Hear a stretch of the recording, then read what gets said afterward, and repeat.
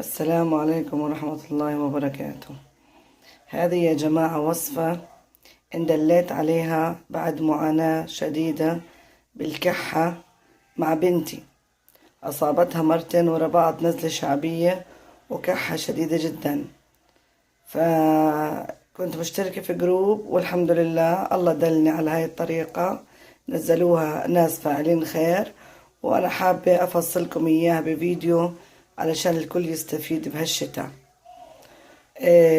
فنجان زيت زيتون بتسخنيه على النار، زيت الزيتون، وبتحط عليه ملعقة صغيرة فيكس، وملعقة صغيرة فازلين، وملعقة صغيرة كمون مطحون، وملعقة صغيرة قرنفل مطحون، وملعقة صغيرة ملح.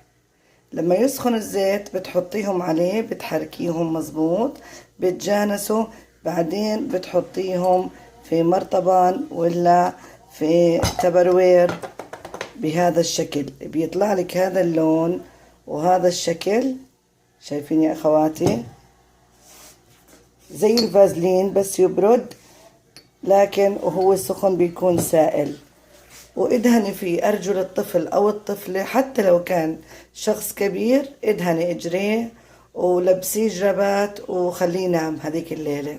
والله يا جماعة الخير انه من مرة واحدة دهنت لبنتي مرة واحدة، كسلت ادهن مرة ثانية، لكن صبحت إلها كم يوم ما في كحة بعد معاناة بالأدوية المضاد الحيوي، بالفولترين، بالكورتيزون. حتى الدكتور في الأخير أعطاني بخاخات لمرضى الربو، صرت أستعملها لبنتي وما كانت ترتاح، ما ارتاحت إلا على هالوصفة.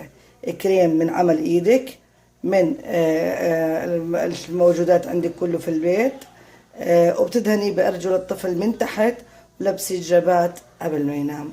الله يعيننا على فعل الخير ونشر الفائدة.